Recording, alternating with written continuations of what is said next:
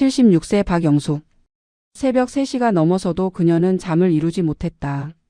좁은 방 천장을 멍하니 바라보며 손가락으로 이불 끝을 만지작거렸다.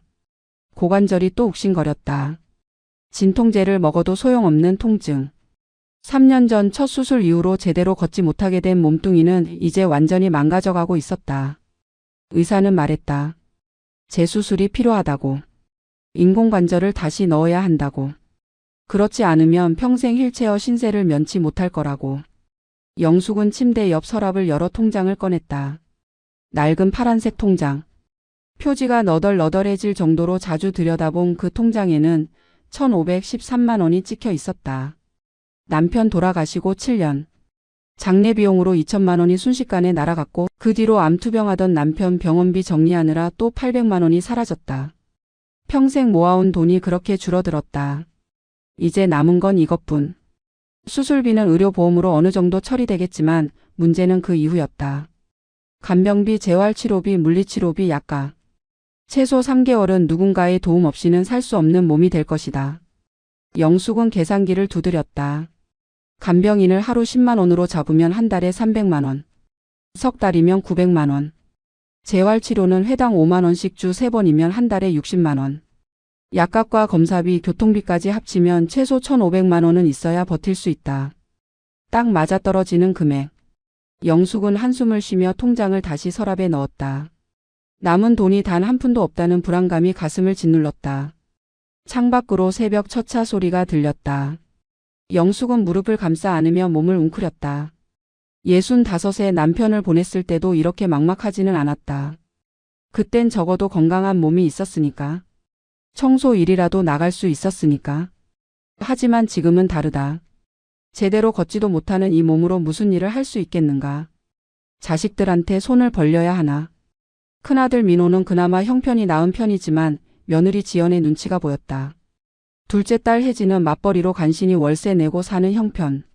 막내 아들 준석이는 사업 망하고 이혼까지 해서 지금 고시원에서 산다고 했다.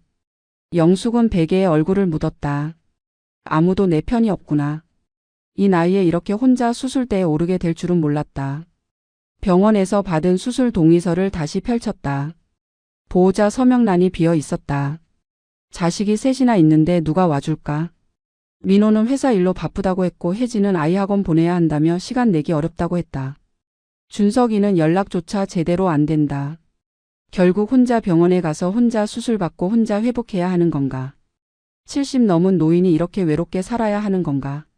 핸드폰이 진동했다. 민호에게서 온 문자였다. 엄마 수술 날짜 확정됐어요. 저희가 병원 모시고 갈게요. 걱정 마세요. 짧은 문장이었지만 영숙의 눈가가 뜨거워졌다. 그래도 큰아들이구나. 그래도 날 생각해 주는구나. 영숙은 떨리는 손으로 답장을 보냈다.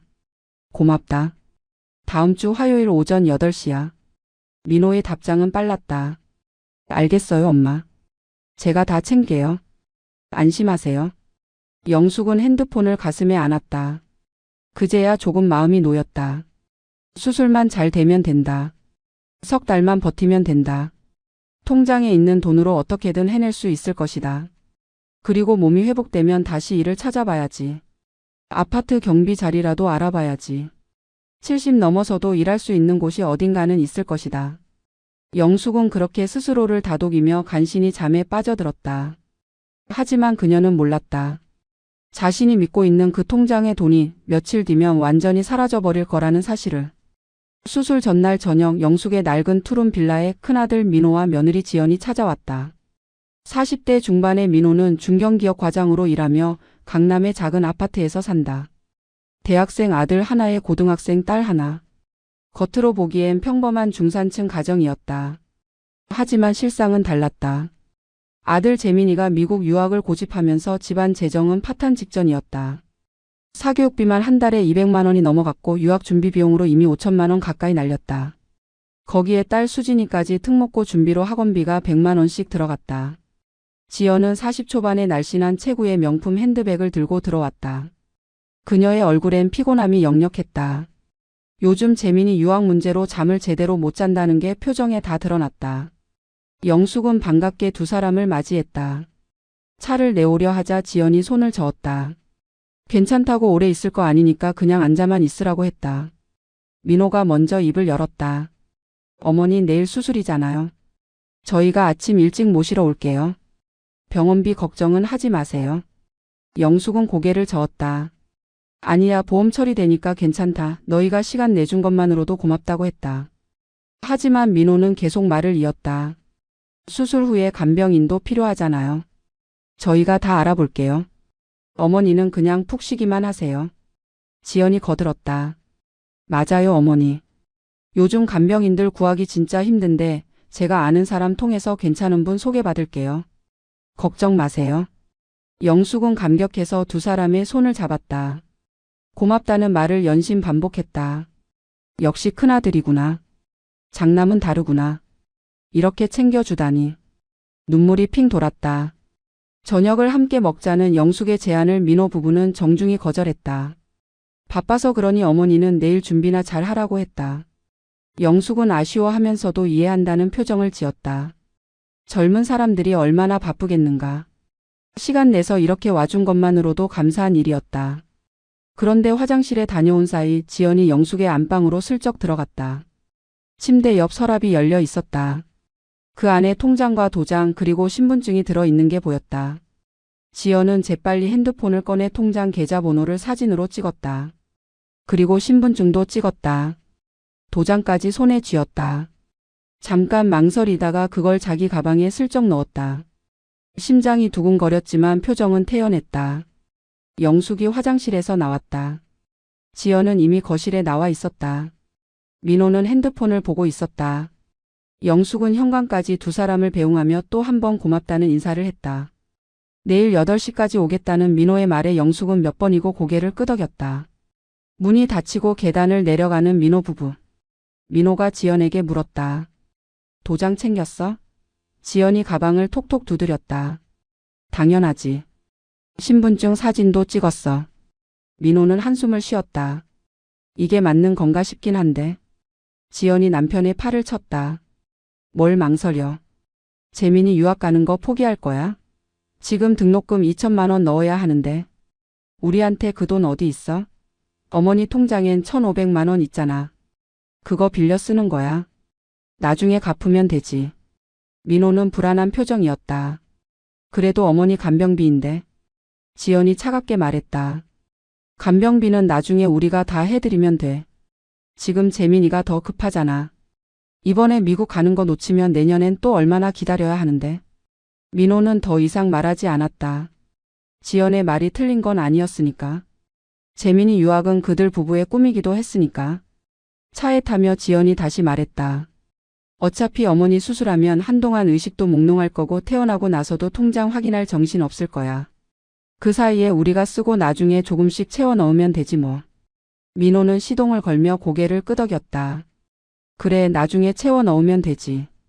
어차피 우리 어머니인데 뭐. 영숙은 그날 밤 비교적 편안하게 잠들었다. 큰아들이 챙겨준다니 마음이 놓였다.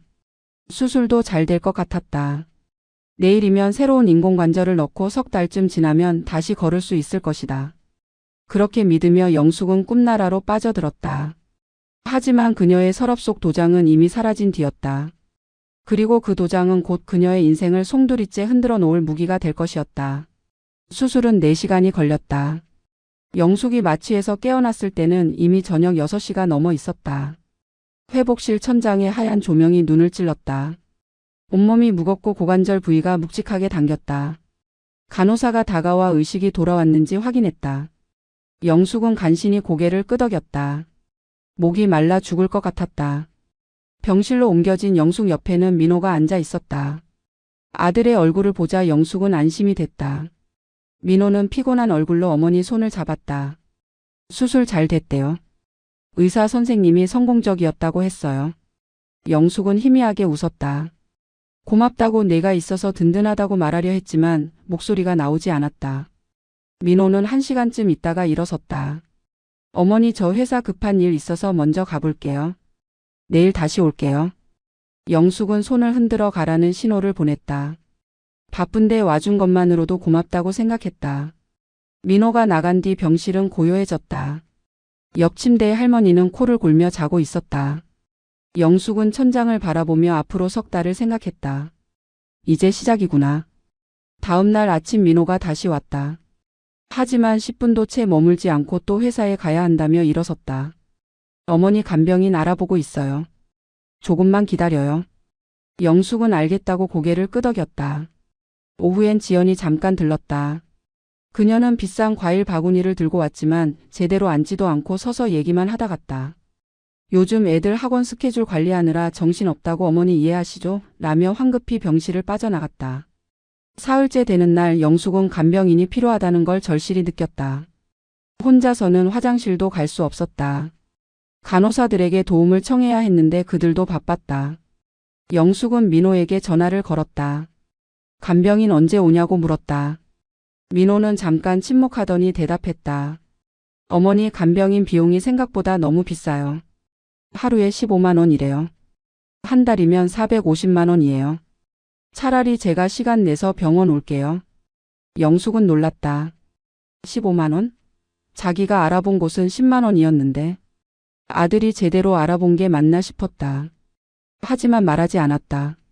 민호가 계속 말했다. 그리고 어머니 요즘 회사에서 프로젝트 진행 중이라 제가 시간 내기가 정말 어려워요. 이해해 주세요. 영숙은 알겠다고 했다. 괜찮다고 간호사들한테 부탁하면 된다고 했다. 하지만 민호는 사흘째부터 아예 병원에 오지 않았다. 전화를 해도 받지 않았다. 문자를 보내도 답장이 늦었다. 바쁘다는 말만 반복됐다. 영숙은 점점 불안해졌다. 왜 이렇게 연락이 안 되는 걸까? 혹시 무슨 일 있는 건 아닐까? 일주일째 되는 날 지연이 홀로 병실에 들렀다. 그녀는 여전히 명품 가방을 들고 왔지만 얼굴엔 피곤함이 가득했다. 어머니 좀 어때요? 많이 나아지셨어요? 형식적인 질문이었다. 영숙은 그냥 그렇다고 대답했다. 지연은 병실 창가에 서서 밖을 내다보며 말했다. 어머니 요즘 애들 사교육비가 정말 장난 아니에요. 재민이 유학 준비하느라 돈이 물 새듯 나가요. 수진이도 학원 2개 보내는데 한 달에 150만 원이에요. 영숙은 며느리가 왜 갑자기 돈 얘기를 하는지 이해할 수 없었다. 지연은 계속 말을 이었다. 솔직히 말씀드리면 저희도 여유가 없어요. 간병인 비용까지 대드리기가 부담스러워요. 어머니도 이해하시죠? 영숙의 가슴이 철렁 내려앉았다. 무슨 소리인가? 간병인은 자기 돈으로 쓸 생각인데. 통장에 1,500만 원이 있는데. 영숙이 대답하려 할 때 지연의 핸드폰이 울렸다. 그녀는 전화를 받으며 병실을 나갔다. 복도에서 누군가와 통화하는 소리가 들렸다. 응, 카드값 나갔어. 2천만 원. 이번 달 빡빡해. 어떡하지? 영숙은 귀를 기울였다. 무슨 카드값이 2천만 원인가? 며느리네 집안 형편이 그렇게 어려운가? 지연이 다시 병실로 들어왔다. 그녀는 시계를 보며 말했다. 어머니 저 먼저 갈게요. 수진이 학원 데리러 가야 해요. 영숙은 손을 흔들며 가라고 했다. 지연이 나간 뒤 영숙은 불안한 마음을 떨칠 수 없었다. 뭔가 이상하다. 아들과 며느리의 태도가 수상하다.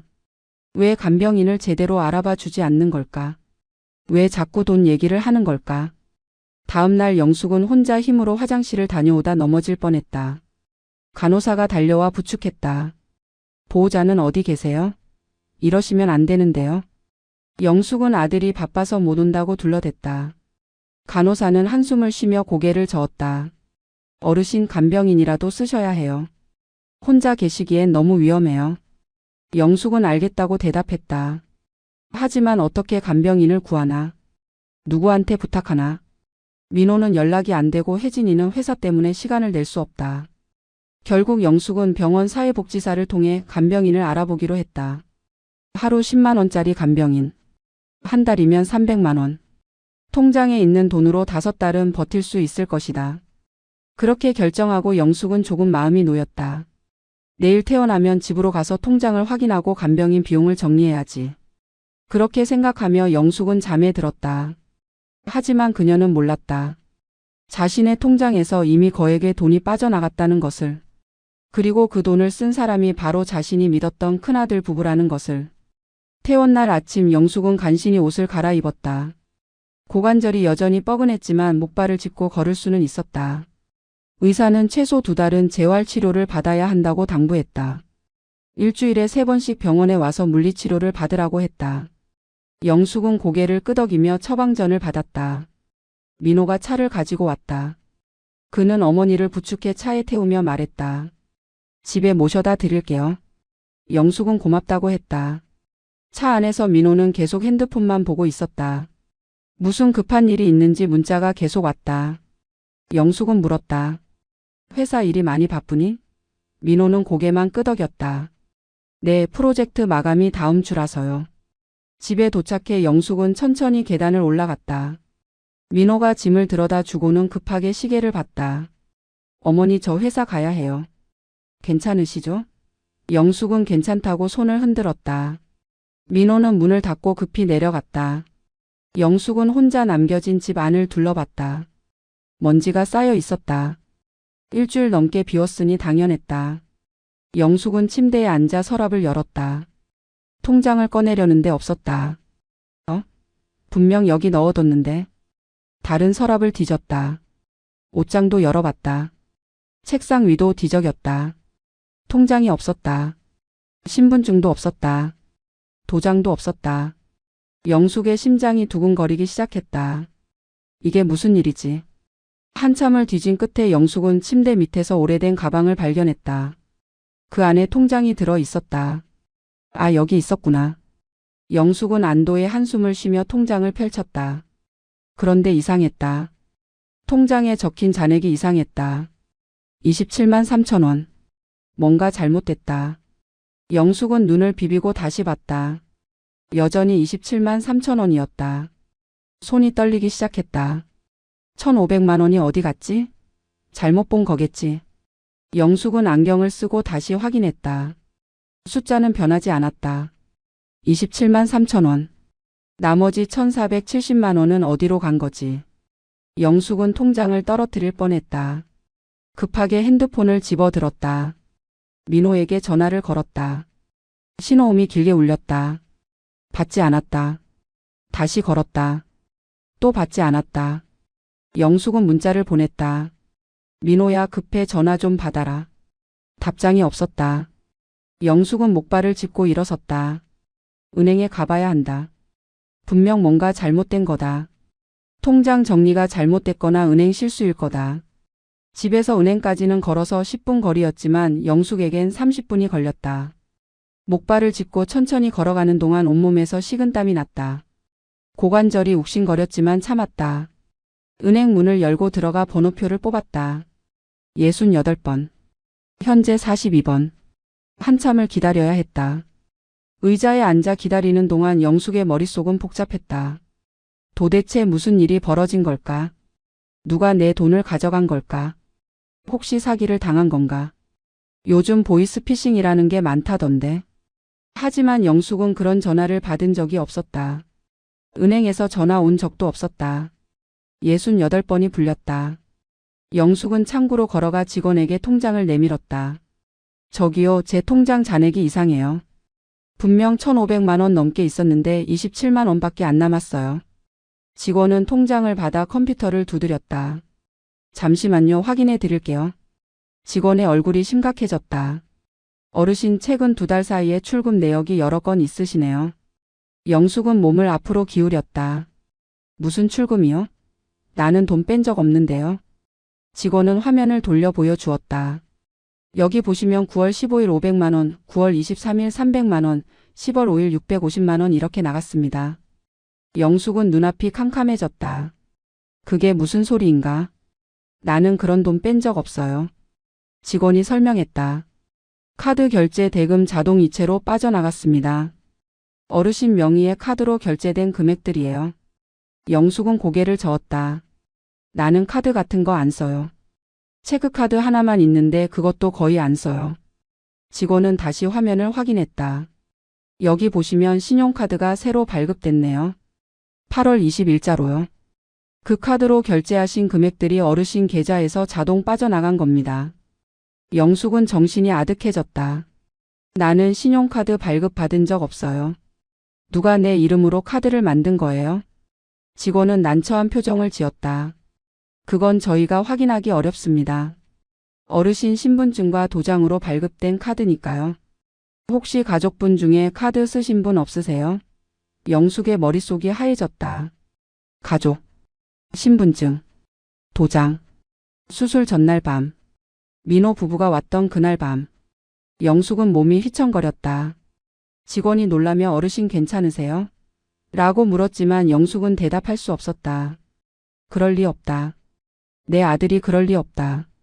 하지만 사실은 명백했다. 민호 부부 외에는 그 서랍을 아는 사람이 없었다. 수술 전날 민호 부부가 왔을 때 도장과 신분증이 사라졌다. 그리고 카드가 발급됐다. 영숙은 떨리는 목소리로 물었다. 그 카드로 뭘 샀는지 알 수 있나요? 직원은 고개를 끄덕이며 명세서를 출력했다. 여기 보시면 대부분 교육비 관련 결제입니다. 유학원 등록금, 학원비, 교재비 이런 것들이요. 영숙의 눈에 한 줄이 들어왔다. 미국 대학 등록금 납부 카드 결제 상환 650만 원. 영숙은 출력된 명세서를 손에 쥐고 멍하니 앉아 있었다. 은행 창구 직원은 어쩔 줄 몰라 하며 물만 한 컵 가져다 주었다. 어르신 일단 물 좀 드세요. 영숙은 컵을 받아 들었지만 마시지 못했다. 손이 너무 떨려서 물이 흘러내릴 것 같았다. 명세서를 다시 펼쳤다. 9월 15일 강남 소재 유학원 500만 원. 9월 23일 온라인 영어학원 등록비 300만 원. 10월 5일 미국 캘리포니아 주립대학 등록금 납부 650만 원. 10월 12일 해외 송금 수수료 및 비자 수속비 80만 원. 10월 20일 특목고 입시학원 220만 원. 숫자들이 눈앞에서 흐려졌다. 영숙은 계산기를 두드렸다. 총 1,450만 원. 거의 자기 전 재산이 2달 사이에 빠져나간 것이었다. 그것도 손주들 교육비로. 영숙의 가슴이 찢어지는 것 같았다.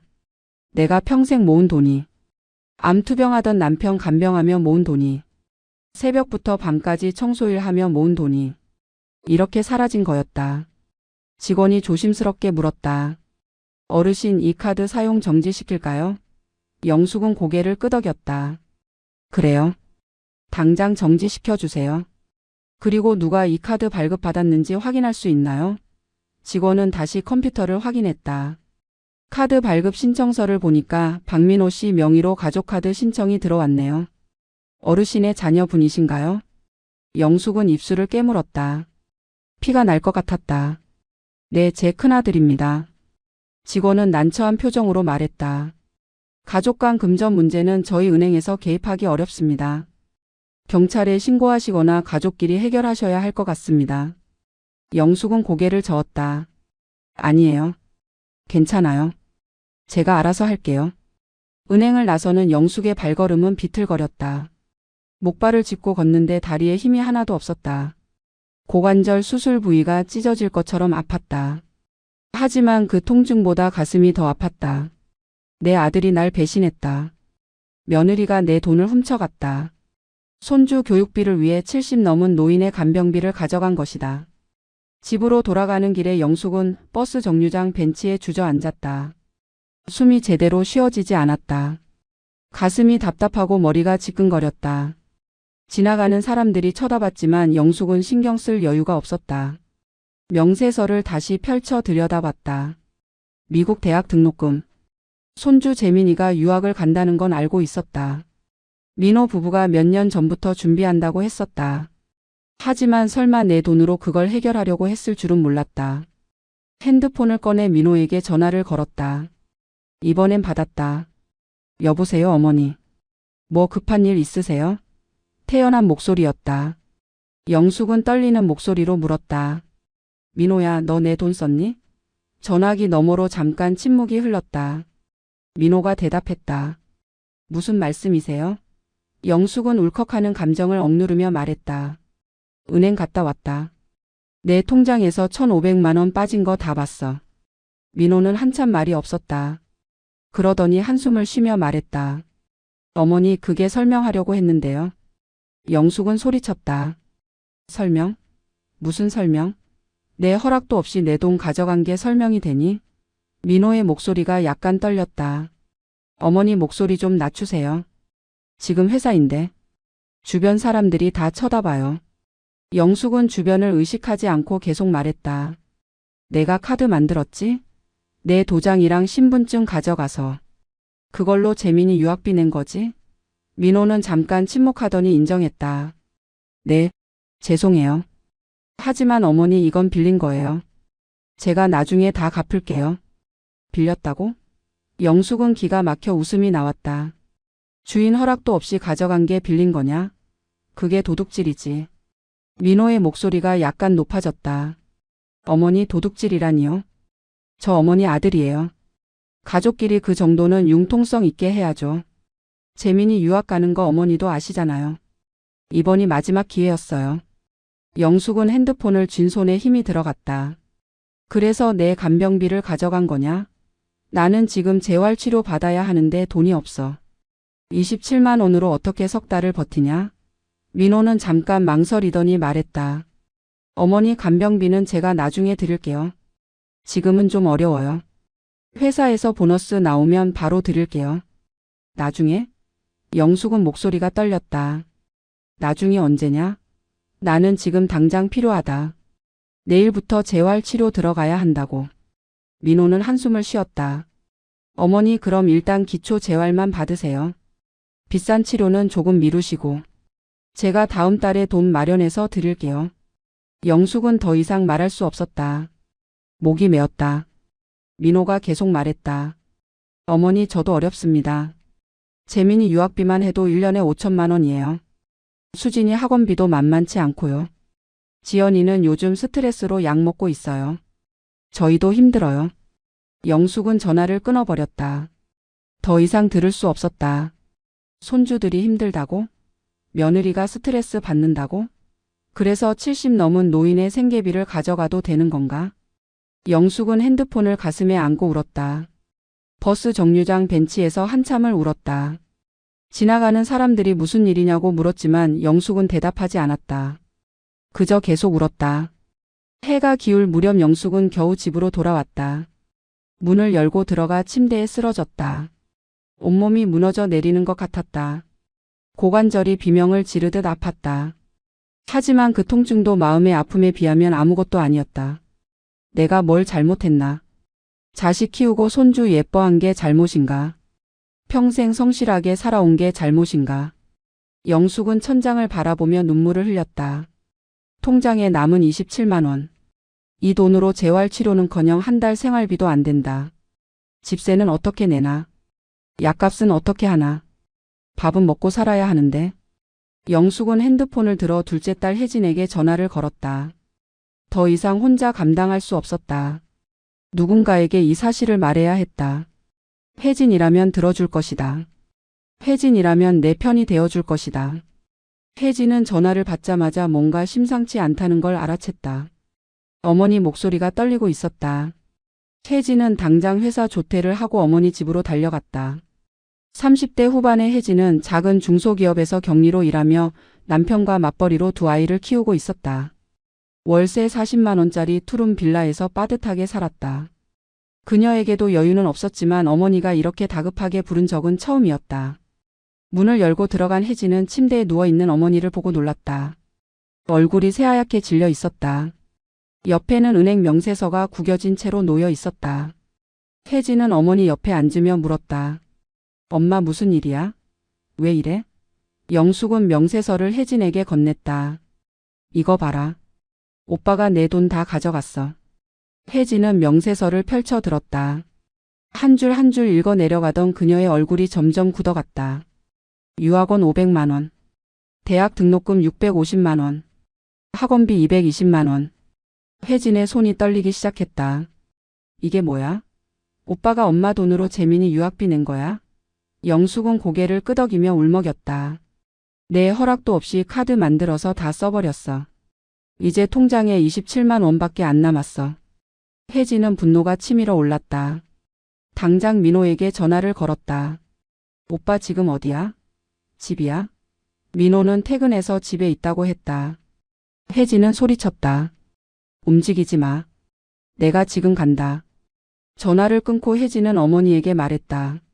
엄마 나 오빠네 집 갔다 올게. 이건 안 돼. 절대 안 돼. 혜진은 택시를 타고 강남에 있는 민호네 아파트로 달려갔다. 30평대 아파트. 시세가 10억이 넘는 곳이었다. 대출이 5억 있다지만 그래도 자가였다. 혜진은 초인종을 눌렀다. 지연이 문을 열었다. 어머 혜진아 무슨 일이야? 사전에 연락도 없이. 혜진은 대답도 하지 않고 안으로 들어갔다. 거실에는 민호가 소파에 앉아 TV를 보고 있었다. 재민이는 방에서 게임을 하는지 요란한 소리가 들렸다. 수진이는 책상에 앉아 문제집을 풀고 있었다. 겉으로 보기엔 평화로운 가정이었다. 하지만 혜진의 눈에는 그 모든 게 어머니의 피와 땀으로 이루어진 것처럼 보였다. 혜진은 명세서를 민호 앞에 내던졌다. 오빠 이게 뭐야? 엄마 간병비를 왜 재민이 등록금으로 쓴 거야? 민호는 잠깐 명세서를 보더니 한숨을 쉬었다. 혜진아 그건 내가 설명하려고. 혜진은 소리쳤다. 설명? 무슨 설명? 엄마 허락도 없이 돈 가져간 게 설명이 돼? 지연이 거실로 나왔다.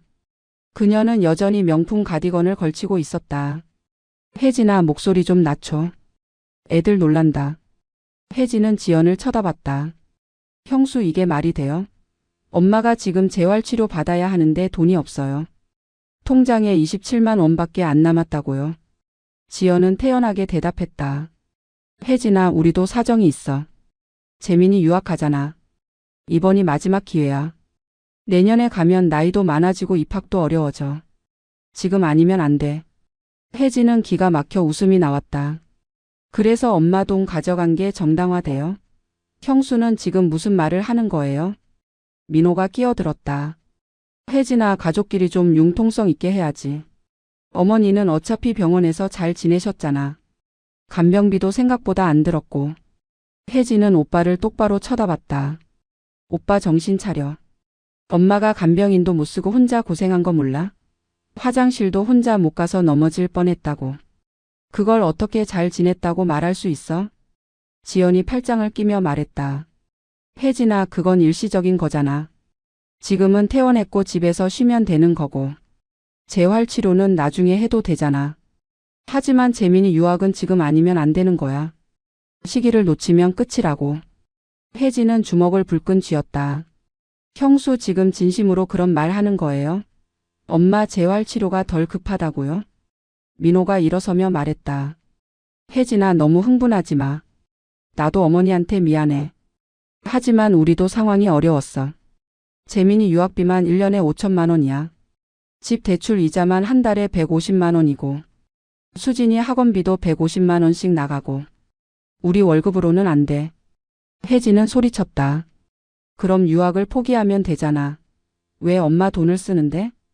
지연이 냉정하게 대답했다. 포기? 재민이가 얼마나 준비했는데? 3년을 준비했어. SAT 시험도 보고 토플 점수도 땄어. 이제 와서 포기하라고? 그게 말이 돼? 혜진은 지연을 똑바로 쳐다봤다. 그럼 엄마 인생 포기하는 건 말이 돼요? 70 넘은 노인이 재활치료 못 받고 불구로 사는 건 괜찮아요? 침묵이 흘렀다. 민호와 지연은 서로를 쳐다봤다. 재민이가 방문을 열고 나왔다. 20살의 청년은 짜증 섞인 목소리로 말했다. 시끄러워요. 게임 중인데. 뭘 그렇게 싸워요? 혜진은 조카를 보며 물었다. 재민아 너 할머니 돈으로 유학 간다는 거 알아? 재민은 어깨를 으쓱했다. 알죠. 그게 뭐 어때서요? 가족끼리 돈 빌려 쓰는 거잖아요. 혜진은 기가 막혔다. 20살 청년이 70 넘은 할머니의 간병비를 빌려 쓴다는 게 당연하다는 표정이었다. 혜진은 재민에게 말했다. 할머니가 지금 재활치료 받아야 하는데 돈이 없어. 내가 가져간 거야. 재민은 핸드폰을 만지작거리며 대답했다. 그건 나중에 갚으면 되잖아요. 제 유학이 더 급하다고요. 혜진은 더 이상 참을 수 없었다. 조카의 멱살을 잡고 싶었지만 참았다.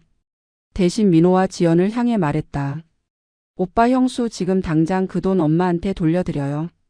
아니면 내가 경찰 신고할 거야. 이건 횡령이야. 절도야.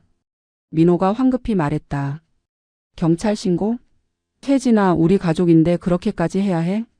혜진은 단호하게 대답했다. 가족이면 다야? 가족이라고 남의 돈 훔쳐도 돼? 오빤 지금 범죄자야. 알아? 민호의 얼굴이 새하얗게 질렸다. 지연이 끼어들었다. 혜진아, 진정해. 우리가 갚을게. 조금만 시간을 줘. 혜진은 고개를 저었다. 시간? 언제? 다음 달? 내년? 엄마는 지금 당장 돈이 필요하다고. 지연은 입술을 깨물었다. 다음 달에 남편 보너스 나와. 그때 200만 원 드릴게. 혜진은 비웃었다. 200만 원? 1,500만 원 중에 200만 원? 나머지는?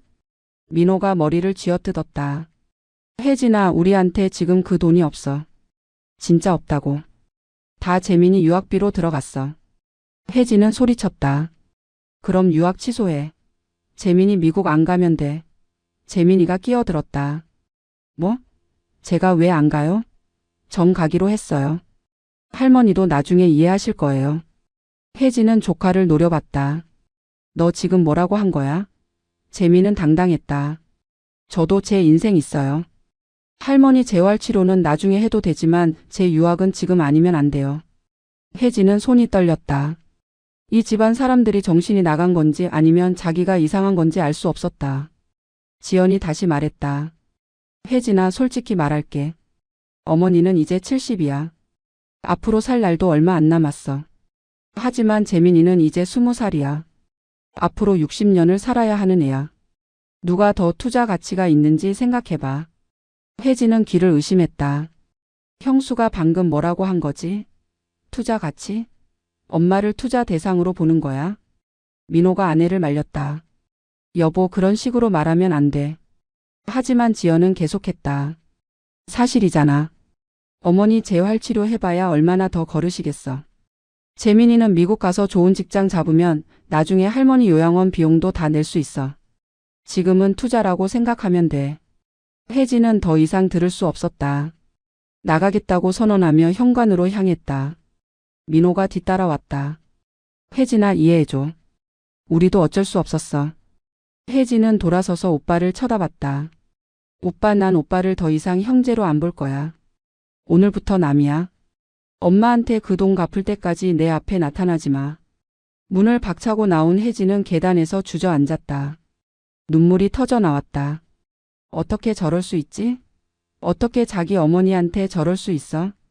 혜진은 핸드폰을 꺼내 남편에게 전화를 걸었다. 여보, 나 지금 엄마 문제로 완전 미쳐버릴 것 같아. 오빠, 내가 엄마 돈 1,500만 원을 다 써버렸어. 재민이 유학비로. 남편은 놀라며 물었다. 뭐? 1,500만 원을? 혜진은 울먹이며 대답했다. 응. 엄마 간병비 다 가져갔어. 이제 엄마 통장에 27만 원밖에 안 남았어. 우리가 엄마 도와드려야 할 것 같아. 남편은 한숨을 쉬었다. 여보, 우리도 사정이 어려운 거 알잖아. 애들 학원비에 월세에. 저축도 거의 없는데. 혜진은 알고 있었다. 남편 말이 맞았다. 그들 부부도 여유가 없었다. 하지만 어머니를 이대로 둘 수는 없었다. 혜진은 결심했다. 알았어. 내가 뭐라도 해볼게. 아르바이트라도 더 구해볼게. 엄마를 이대로 둘 순 없어. 전화를 끊고 혜진은 다시 눈물을 닦았다.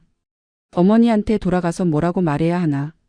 오빠가 돈 안 갚겠다는데 어떻게 해야 하나. 혜진이 민호네 아파트에서 나와 택시를 탔을 때는 이미 밤 8시가 넘어 있었다. 차 안에서 혜진은 계속 눈물을 흘렸다. 택시기사가 무슨 일 있냐고 물었지만 혜진은 대답하지 않았다. 그저 어머니 집 주소만 말했다.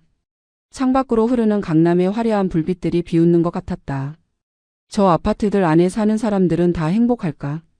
아니면 우리 집처럼 속은 썩어가고 있을까? 어머니 집에 도착했을 때 불이 꺼져 있었다. 혜진은 조심스럽게 문을 열었다. 어머니는 침대에 누워 있었다. 자는 줄 알았는데 눈을 뜨고 천장을 바라보고 있었다. 혜진이 다가가자 영숙은 고개를 돌렸다. 혜진아, 왔니? 목소리가 기력이 없었다. 혜진은 어머니 옆에 앉으며 손을 잡았다. 엄마, 오빠 만나고 왔어. 영숙은 물었다. 뭐라고 하던? 돌려준다고 하던? 혜진은 고개를 저었다. 입술을 깨물며 대답했다. 엄마, 오빠가 지금 당장은 돈이 없대. 다 재민이 유학비로 써버렸대. 영숙의 눈에서 눈물이 흘러내렸다. 그래, 그럴 줄 알았어. 혜진은 어머니 손을 꽉 쥐었다. 엄마, 내가 뭐라도 해볼게. 내가 돈 벌어서 엄마 재활치료 시켜드릴게. 영숙은 고개를 저었다. 아니다. 너도 애들 키우느라 힘든데. 엄마는 괜찮아. 혜진은 울먹였다. 엄마 괜찮은 게 아니잖아. 재활치료 안 받으면 평생 제대로 못 걷는다고 의사 선생님이 그랬잖아. 영숙은 쓴 웃음을 지었다. 그럼 어쩌겠니? 돈이 없는데. 너희 오빠가 다 가져갔는데. 혜진은 어머니를 꼭 안았다. 두 사람은 한참을 그렇게 울었다. 밤이 깊어갔지만 아무도 잠들 수 없었다. 혜진은 어머니를 재우고 거실로 나와 노트북을 켰다. 인터넷에서 고령자 재활치료 지원 제도를 검색했다. 기초생활수급자 지원, 장기요양보험, 의료급여. 하지만 어머니는 해당 사항이 없었다. 집이 있고 통장에 돈이 있으니 수급 대상이 아니었다. 27만 원으로는 안 되는 건가? 혜진은 무료 법률 상담을 검색했다. 가족 간 금전 문제를 고소할 수 있는지 알아봐야 했다. 여러 사이트를 둘러본 결과 가능은 하지만 입증이 어렵다는 내용이 많았다. 어머니가 직접 신고해야 하고 카드 발급동의 여부를 증명해야 하고 가족 관계라 처벌도 약할 가능성이 높았다. 혜진은 한숨을 쉬었다. 다음 날 아침 혜진은 회사에 반차를 내고 어머니를 모시고 병원에 갔다. 재활의학과 의사를 만나 상황을 설명했다. 의사는 안타까운 표정을 지었다. 재활치료를 미루면 근육이 굳고 관절 기능이 떨어집니다. 최소 석 달은 집중치료가 필요해요. 혜진은 물었다. 비용을 줄일 수 있는 방법이 없을까요? 의사는 고개를 저었다. 보험 적용되는 기본 치료만 받으시면 되는데 그래도 한 달에 50만 원 정도는 들어갑니다. 혜진은 계산을 했다. 석 달이면 150만 원. 거기에 약값, 교통비, 생활비까지 하면 최소 200만 원은 필요했다. 어머니 통장에 있는 27만 원으로는 턱도 없었다. 혜진은 자기 통장을 확인했다. 380만 원. 다음 달 월급까지 버틸 돈이었다. 이걸 어머니께 드리면 자기 가족은 어떻게 하나. 병원을 나오는 길에 영숙이 말했다. 혜진아, 그냥 집에서 쉴게. 치료는 안 받아도 돼. 혜진은 고개를 저었다. 엄마, 그러면 안 돼. 내가 뭐라도 해볼게. 영숙은 딸의 손을 잡았다. 너도 힘든 거 엄마가 아는데. 미안하다. 혜진은 눈물을 참으며 말했다. 엄마가 왜 미안해? 잘못한 건 오빠인데. 집으로 돌아온 혜진은 남편에게 전화를 걸었다. 상황을 설명하고 도움을 요청했다. 남편은 한참을 고민하더니 말했다. 여보, 우리 적금 깨자. 200만 원 있잖아. 혜진은 놀랐다. 그건 내년 전세금 올려주는 돈인데. 남편이 대답했다. 어머니가 더 급해. 나중에 다시 모으면 되지. 혜진은 고마워서 울컥했다. 남편에게 미안하고 고마웠다. 전화를 끊고 혜진은 은행에 가서 적금을 해지했다. 200만 원. 이걸로 어머니 석 달치 재활비를 댈 수 있었다. 하지만 그 이유는 민호가 돈을 갚지 않으면 혜진은 생각하지 않기로 했다. 일단 지금 당장 어머니를 도와야 했다. 어머니에게 돌아가 200만 원을 건넸다. 엄마, 이걸로 재활치료 받아. 영숙은 손을 저었다. 안 돼. 이건 내 돈이잖아. 혜진은 어머니 손에 돈을 쥐어주었다. 엄마가 건강해야 내가 마음 편해. 받아. 영숙은 딸을 꼭 안으며 울었다. 고맙다. 정말 고맙다. 혜진도 함께 울었다. 그날 저녁 혜진은 민호에게 다시 전화를 걸었다. 오빠, 나 적금 깨서 엄마 재활비 됐어. 오빤 석 달 안에 200만 원 나한테 갚아. 민호는 미안하다고 했다. 혜진은 냉정하게 말했다. 미안하다는 말 필요 없어. 돈만 갚아. 그리고 엄마한테 쓴 1,500만 원도 언제 갚을 건지 계획 세워서 알려줘. 민호는 한참을 말이 없었다. 혜진은 기다렸다.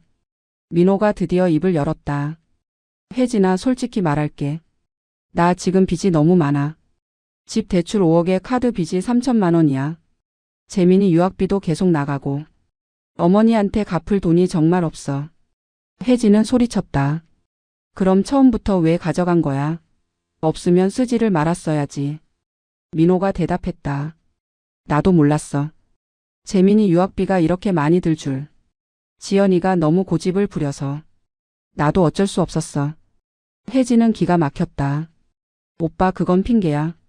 오빤 선택한 거야. 엄마 돈 훔쳐서 아들 유학 보내기로. 그 책임은 오빠가 져야 해. 전화를 끊고 혜진은 소파에 주저앉았다. 남편이 옆에 앉으며 물었다. 형은 뭐래? 혜진은 고개를 저었다. 못 갚겠대. 빚이 너무 많대. 남편은 한숨을 쉬었다. 그럼 우리가 계속 장모님을 도와드려야 하는 거 아냐? 혜진은 알고 있었다. 하지만 어쩔 수 없었다. 친오빠가 어머니를 버렸으니 자기가 떠안아야 했다. 다음 날부터 혜진은 저녁마다 어머니 집에 들러 재활 운동을 도와드렸다. 물리치료 예약도 잡아드렸다. 약도 챙겨드렸다. 회사 일과 육아 그리고 어머니 간병까지 하다 보니 혜진은 점점 지쳐갔다. 얼굴에 다크서클이 생겼고 몸무게가 빠졌다. 남편이 걱정했다. 여보 너 너무 무리하는 거 아냐? 혜진은 괜찮다고 했지만 속으로는 한계에 다다르고 있었다. 한 달이 지났다. 민호에게서 연락이 없었다. 200만 원을 갚겠다던 약속도 지켜지지 않았다. 혜진이 전화를 걸면 받지 않았다. 문자를 보내면 나중에 연락하겠다는 답만 왔다. 혜진은 분노가 치밀었다. 하지만 어쩔 수 없었다. 법적 대응을 하려 해도 어머니가 말렸다. 그래도 내 자식인데 감옥에 보낼 순 없다고 했다. 2달째 접어들 무렵 혜진의 상황은 더욱 악화됐다. 회사에서 권고사직 통보를 받았다. 지갑과 조퇴가 잦고 업무 집중도가 떨어진다는 이유였다. 혜진은 사정을 설명했지만 소용없었다. 중소기업이라 대체 인력이 필요했다. 혜진은 한 달 후 퇴사하게 됐다. 남편의 월급만으로는 생활이 빠듯했다. 월세 40만 원, 아이들 학원비 80만 원, 생활비 60만 원, 공과금 20만 원. 남편 월급 250만 원으로는 모자랐다. 저축은 이미 바닥났다. 혜진은 새 직장을 구해야 했지만 어머니 간병 때문에 면접도 제대로 못 봤다. 영숙의 재활 치료비도 문제였다. 혜진이 마련한 200만 원이 바닥나고 있었다. 한 달 반 만에 150만 원이 사라졌다. 예상보다 빨리 소진됐다. 교통비와 식비, 약값이 생각보다 많이 들었다. 남은 50만 원으로는 보름도 버티기 어려웠다. 혜진은 다시 민호에게 전화를 걸었다. 오빠 돈 언제 줄 거야? 엄마 재활비 떨어져가. 민호는 한참을 침묵하더니 대답했다. 혜진아 미안한데 나 지금 정말 어려워. 회사에서 구조조정 들어가서 내 자리도 위태로워. 보너스도 안 나왔어. 혜진은 소리쳤다. 그게 나랑 무슨 상관이야. 오빤 엄마 돈 1,500만 원 쓴 거야. 그 책임은 져야지. 민호가 말했다. 알아. 내가 정말 미안해. 하지만 지금 당장은 안 돼. 조금만 기다려줘. 혜진은 기가 막혔다. 조금만? 언제까지? 오빤 이미 한 달 넘게 기다리라고 했잖아. 민호는 답하지 못했다. 혜진이 다시 물었다. 오빠 솔직히 말해. 갚을 생각 있어 없어? 긴 침묵 끝에 민호가 대답했다. 혜진아 솔직히 지금은 못 갚겠어. 너무 많아. 1,500만 원을 내가 어떻게 마련해. 월급이 300만 원밖에 안 되는데. 혜진은 전화기를 던져버리고 싶었다. 그럼 왜 가져갔어? 왜 쓴 거야? 민호는 울먹이는 목소리로 말했다. 나도 몰랐어. 이렇게 될 줄. 미안해. 정말 미안해. 혜진은 전화를 끊었다. 더 이상 대화가 의미 없었다. 오빠는 갚을 생각이 없었다. 아니 갚을 능력이 없었다. 결국 어머니의 1,500만 원은 영영 돌아오지 않을 것이다. 혜진은 주저앉아 울었다. 남편이 다가와 등을 쓸어주었다. 여보 그만 울어. 우리가 어떻게든 해보자. 하지만 현실은 냉혹했다. 혜진은 더 이상 어머니를 도울 여력이 없었다. 자기 가족도 간신히 버티는 상황이었다. 영숙에게 재활치료를 중단해야 할 것 같다고 조심스럽게 말했다. 영숙은 알겠다고 고개를 끄덕였다. 표정은 담담했지만 눈빛은 절망적이었다. 재활치료를 중단한 영숙은 집에서 혼자 지내게 됐다. 목발을 짚고 간신히 움직였다. 화장실 가는 것도 힘들었다.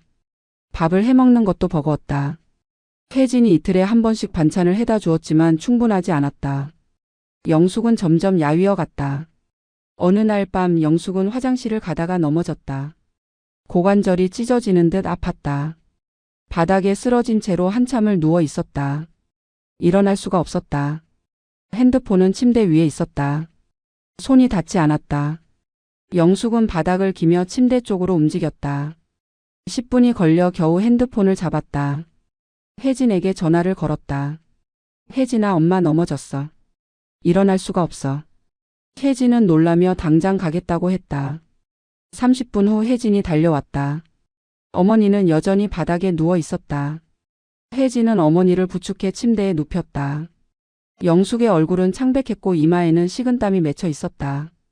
혜진은 119에 전화하려 했지만 영숙이 손을 저었다. 아니다. 병원비 없어. 그냥 쉬면 나아질 거야. 혜진은 울먹였다. 엄마, 이러다 큰일 나. 병원 가야 해. 영숙은 고개를 저었다. 혜진아, 너도 힘든 거 알아? 엄마는 괜찮아.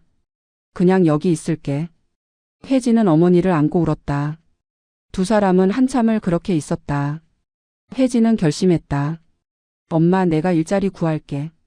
그리고 엄마 모시고 살게. 우리 집으로 모셔갈게. 영숙은 고개를 저었다. 안 돼.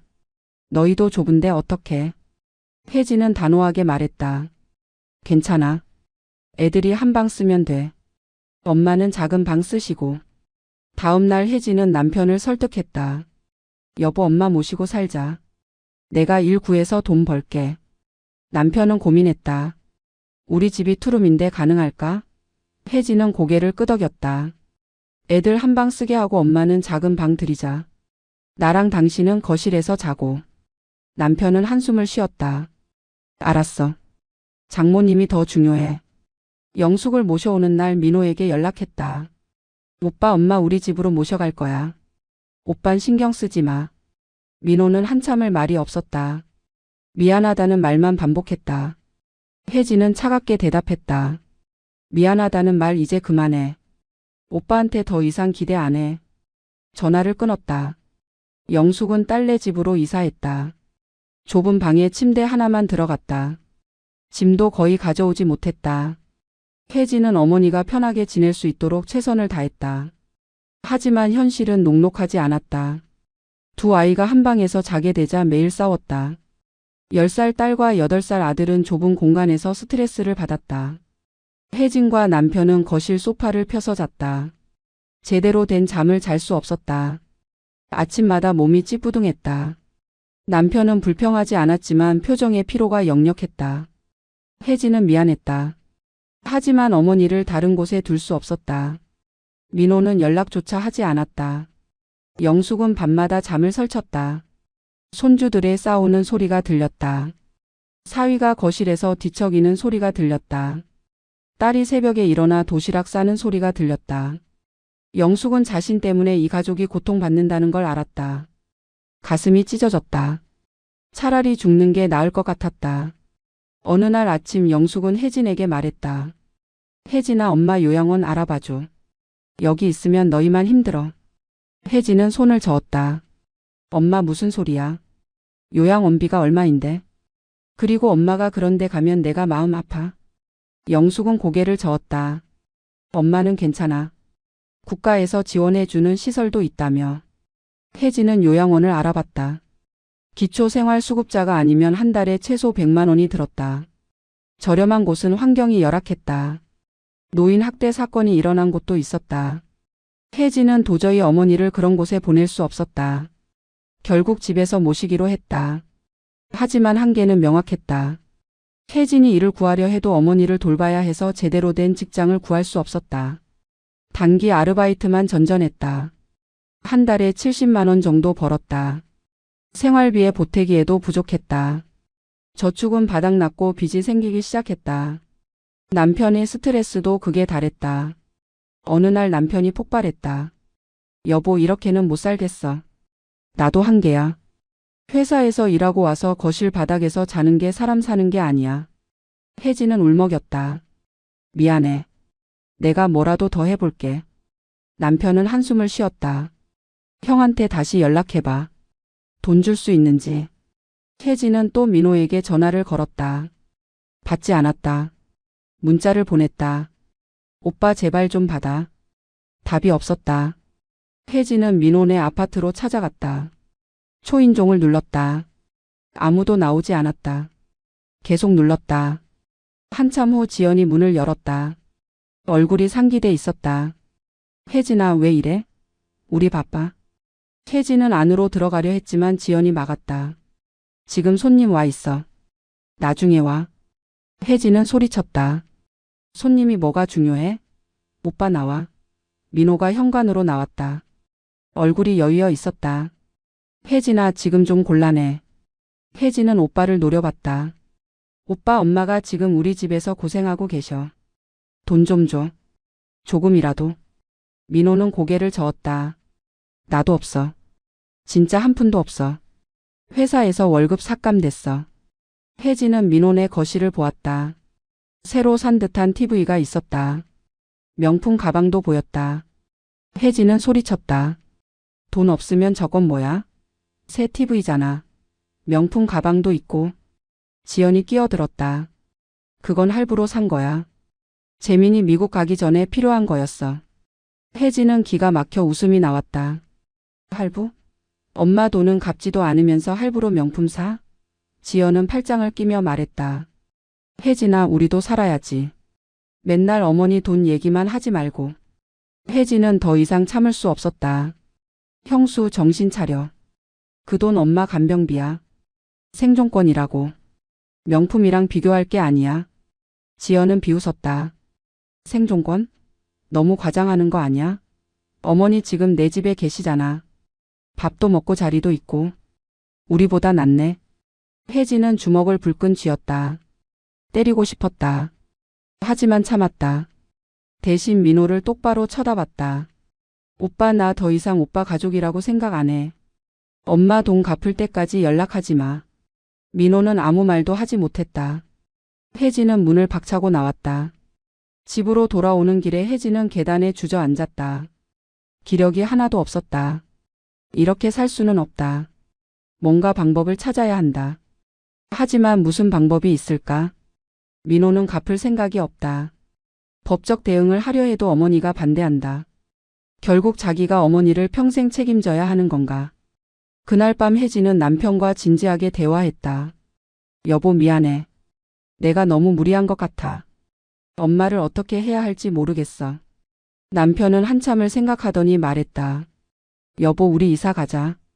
좀 더 넓은 집으로. 월세를 더 내더라도 제대로 된 공간에서 살자. 그래야 우리도 버티고 장모님도 편하실 거야. 혜진은 고개를 저었다. 월세 더 내면 우리 어떻게 살아? 지금도 빠듯한데. 남편이 대답했다. 내가 야근 더 할게. 주말 알바도 해볼게. 당신도 좀 더 나은 일자리 구하고. 우리 힘을 합치면 할 수 있어. 혜진은 남편을 꼭 안았다. 고마워. 정말 고마워. 하지만 현실은 쉽지 않았다. 월세가 더 비싼 집으로 이사하면 한 달에 70만 원을 더 내야 했다. 남편이 야근을 해도 추가 수당은 얼마 안 됐다. 주말 알바는 구하기도 어려웠다. 혜진도 제대로 된 일자리를 구하지 못했다. 어머니를 돌봐야 해서 풀타임 근무가 불가능했다. 결국 그들은 현재 집에 머물기로 했다. 조금씩 참고 견디는 수밖에 없었다. 영숙은 그런 딸내 가족을 보며 가슴이 찢어졌다. 자기 때문에 이 가족이 무너지고 있었다. 밤마다 영숙은 울었다. 조용히 아무도 모르게. 베개에 얼굴을 묻고 소리 없이 울었다. 석 달이 지났다. 재민의 미국 유학 출국일이 다가왔다. 민호네 가족은 분주했다. 짐을 싸고 비자를 확인하고 항공권을 재확인했다. 650만 원을 들여 등록금을 낸 캘리포니아 주립대학. 재민의 꿈이 이루어지는 순간이었다. 하지만 출국 일주일 전 청천벽력 같은 소식이 날아들었다. 대학에서 이메일이 왔다. 재민의 입학이 취소됐다는 내용이었다. 이유는 비자 서류 미비. 재민이 제출한 서류 중 일부가 위조된 것으로 확인됐다. 유학원에서 처리한 서류였는데 실수가 있었던 것이다. 민호는 유학원에 달려갔다. 책임자를 만나 따졌다. 어떻게 된 거냐고 650만 원을 내고 이게 뭐냐고. 유학원 직원은 미안하다고만 했다. 다시 처리하겠다고 했다. 하지만 시간이 문제였다. 입학 시기를 놓쳤다. 다음 학기는 내년 봄이었다. 재민은 망연자실했다. 3년을 준비한 유학이 물거품이 됐다. 친구들에게 유학 간다고 자랑했는데 창피해서 고개를 들 수 없었다. 방에 틀어박혀 나오지 않았다. 지연은 울면서 유학원을 고소하겠다고 했다. 하지만 변호사 비용도 만만치 않았다. 민호는 좌절감에 빠졌다. 어머니 돈 1,500만 원을 쓰고도 아들 유학은 실패했다. 그 돈으로 뭘 한 거지?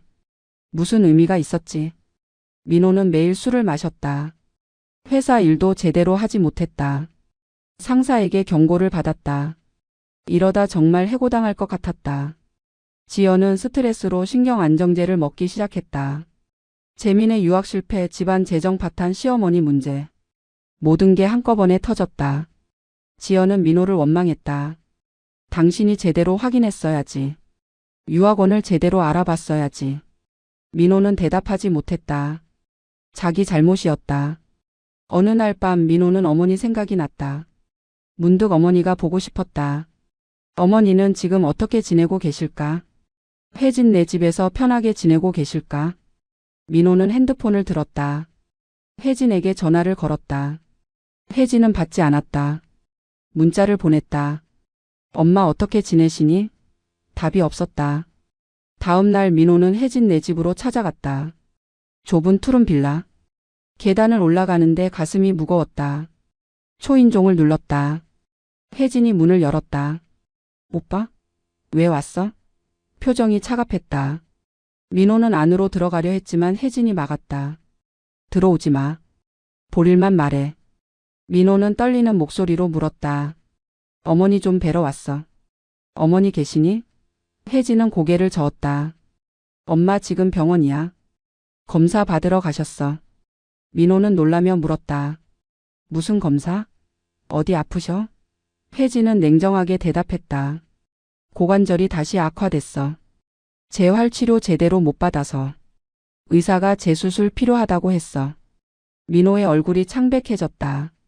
재수술? 돈은? 혜진은 비웃었다. 돈? 우리한테 돈이 어디 있어. 내 적금 다 깨고 남편 월급으로 간신히 버티는데. 재수술은 꿈도 못 꿔. 민호는 입술을 깨물었다. 미안해. 정말 미안해. 혜진은 소리쳤다. 미안하다고 해서 뭐가 달라져? 오빠 때문에 엄마가 이렇게 된 거야. 민호는 고개를 숙였다. 뭐라고 변명할 수 없었다. 혜진이 계속 말했다. 오빠 알아? 엄마가 매일 밤 우셔. 자기 때문에 우리 가족이 고생한다고. 차라리 죽는 게 낫다고. 그 말 들으면 내 가슴이 찢어져. 민호의 눈에 눈물이 고였다. 정말 미안해. 내가 뭐라도 할게. 혜진은 차갑게 말했다. 뭘 할 건데? 돈이라도 갚을 거야? 민호는 대답하지 못했다. 혜진이 다시 말했다.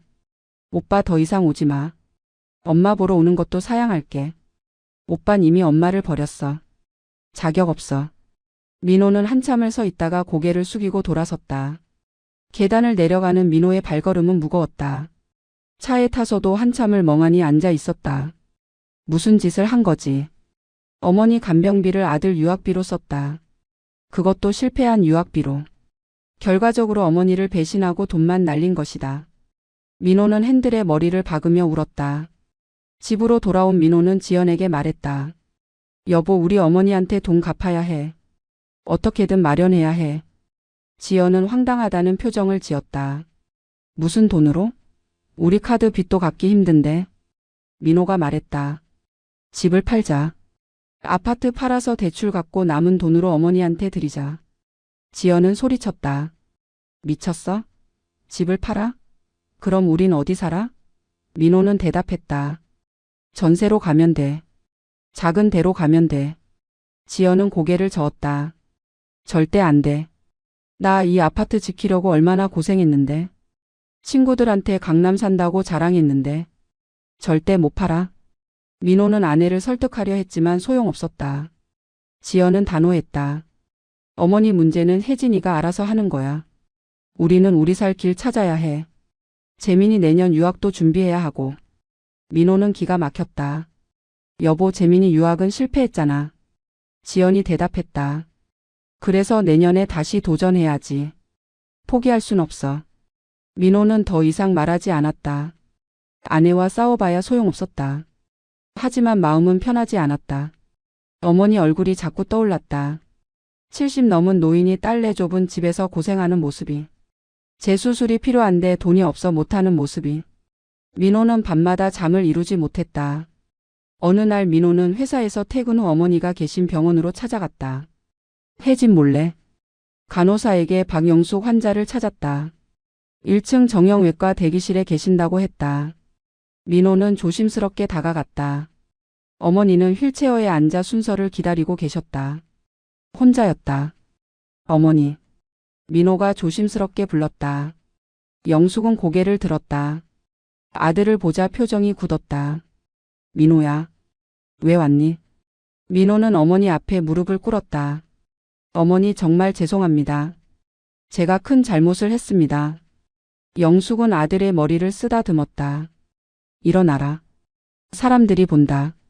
민호는 일어나 어머니 옆에 앉았다. 어머니 제가 돈 갚겠습니다. 조금 시간이 걸려도 꼭 갚겠습니다.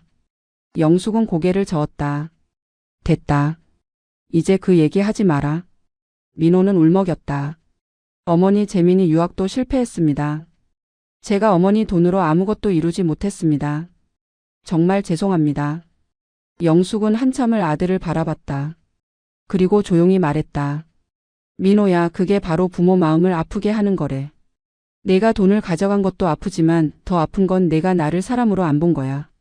그냥 돈 있는 늙은이로 본 거지. 민호는 고개를 숙였다. 할 말이 없었다. 영숙이 계속 말했다. 민호야, 엄마는 내가 돈 갚는 것보다 내가 사람이 되는 게 더 중요해.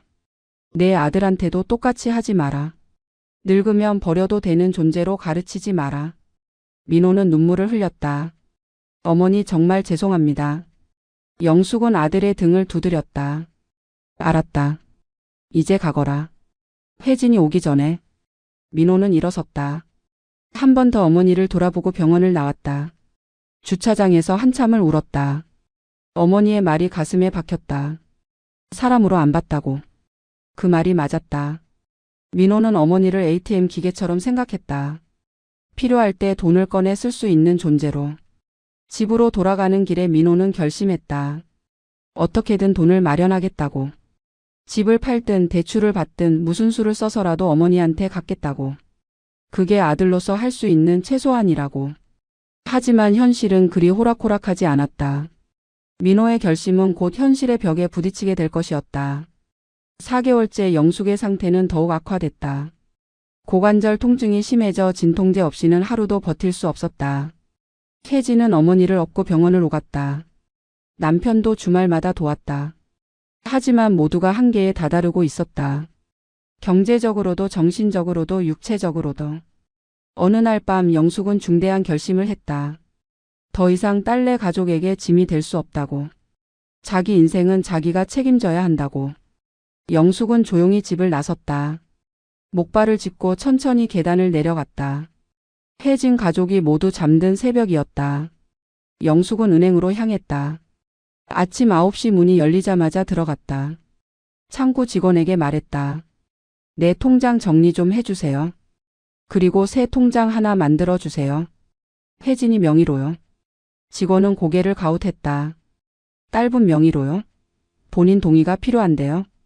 영숙은 가방에서 서류를 꺼냈다. 혜진의 신분증 사본과 위임장이었다.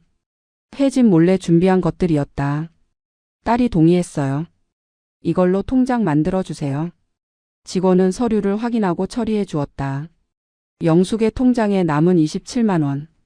전부와 앞으로 들어올 국민연금을 모두 혜진 명의 통장으로 자동 이체되게 설정했다. 다음으로 영숙은 구청으로 갔다. 사회복지과를 찾아가 상담을 신청했다. 상담사를 만나 자기 상황을 설명했다. 재산이 거의 없고 거주할 집도 불안정하고 건강도 나쁘다고. 상담사는 서류를 검토하더니 말했다. 어르신 기초생활수급자 신청하실 수 있을 것 같은데요. 영숙은 고개를 끄덕였다. 그리고 자기가 살던 투룸 빌라를 처분하기로 했다.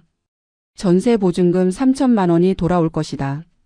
그 돈의 반은 혜진에게 주고 나머지 반은 자기 노후 자금으로 쓰기로 했다. 민호에게? 단 한 푼도 주지 않기로 했다. 그는 자격이 없었다. 모든 절차를 마친 영숙은 혜진에게 전화를 걸었다. 혜진아, 엄마 지금 구청이야. 너한테 할 말이 있어. 혜진은 놀라며 달려왔다. 엄마 왜 혼자 나오셨어? 넘어지면 어떡해. 영숙은 딸의 손을 잡았다. 혜진아, 엄마가 결정한 게 있어. 영숙은 자기가 한 일들을 설명했다. 통장을 혜진 명의로 바꾼 것, 집을 정리하기로 한 것, 기초생활수급자 신청을 한 것. 혜진은 눈물을 흘렸다. 엄마 왜 이렇게까지 하셨어요? 영숙은 딸의 눈물을 닦아주었다. 너희가 더 이상 고생하는 걸 볼 수 없어서야. 혜진은 고개를 저었다. 엄마 저는 괜찮아요. 엄마 모시고 살 수 있어요. 영숙은 단호하게 말했다. 아니야. 내 가족이 무너지고 있어.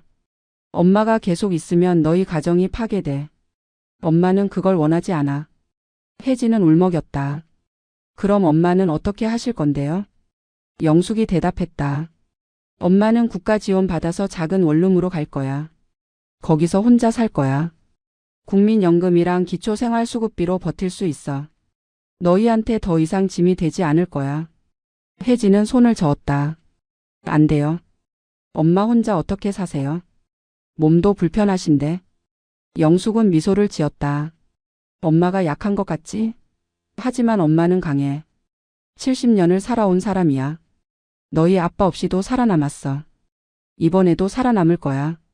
혜진은 어머니를 꼭 안았다. 두 사람은 구청 복도에서 한참을 그렇게 있었다. 며칠 후 영숙은 민호를 불렀다.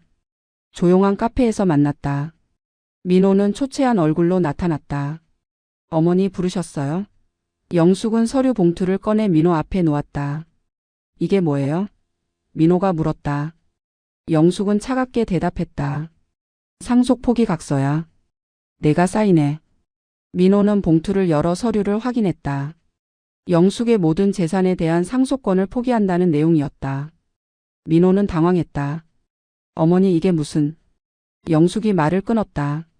민호야, 넌 이미 내 몫을 가져갔어. 1,500만 원. 그게 내 상속분이야. 더 이상 엄마한테 기대하지 마. 민호는 할 말이 없었다. 영숙이 계속 말했다. 엄마 재산은 다 혜진이한테 갈 거야. 혜진이가 엄마를 돌봤으니까. 넌 돈만 가져가고 엄마는 버렸으니까 자격이 없어. 민호는 눈물을 흘렸다. 어머니 정말 죄송합니다. 영숙은 펜을 민호 앞으로 밀었다. 죄송하면 사인해. 그게 내가 할 수 있는 최소한이야. 민호는 떨리는 손으로 펜을 들었다. 서류에 사인을 했다. 영숙은 서류를 챙겨 가방에 넣었다. 그리고 민호에게 마지막으로 말했다. 민호야, 엄마는 내가 사람답게 살았으면 좋겠어. 돈보다 사람이 중요한 거 알았으면 좋겠어. 재민이한테도 그렇게 가르쳐라. 민호는 고개를 숙인 채 울기만 했다. 영숙은 자리에서 일어났다. 목발을 짚고 천천히 카페를 나갔다. 뒤돌아보지 않았다. 민호는 자리에 남아 한참을 울었다. 어머니의 뒷모습이 너무 작아 보였다. 하지만 동시에 너무 강해 보였다.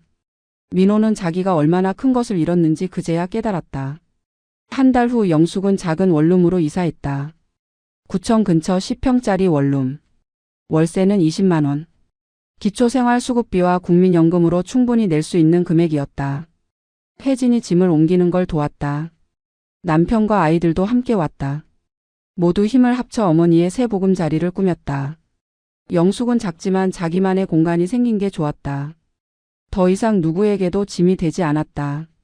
혜진 가족은 다시 평화를 되찾았다. 아이들은 제 방을 되찾았고 혜진 부부는 제대로 된 침대에서 잘 수 있었다. 모두가 안도했다. 영숙은 구청에서 지원하는 재활 프로그램에 등록했다. 일주일에 2번 무료로 물리치료를 받을 수 있었다. 비용 부담 없이 치료받을 수 있다는 게 감사했다. 영숙은 성실하게 재활에 임했다. 고통스러웠지만 포기하지 않았다. 석 달 후 영숙은 목발 없이 걸을 수 있게 됐다. 천천히 조심스럽게지만 혼자 힘으로 걸었다. 처음으로 혼자 슈퍼마켓에 다녀왔을 때 영숙은 울었다. 기쁨의 눈물이었다. 70 넘어서도 다시 걸을 수 있다는 게 기적 같았다. 영숙은 원룸 단지 노인회관에서 봉사활동을 시작했다. 자기보다 더 어려운 노인들을 도왔다. 식사 배식을 돕고 말벗이 되어주고 병원 동행을 했다. 누군가에게 도움을 받기만 하던 사람에서 누군가를 돕는 사람이 된 것이다. 영숙은 자기 인생에 의미가 생긴 것 같았다.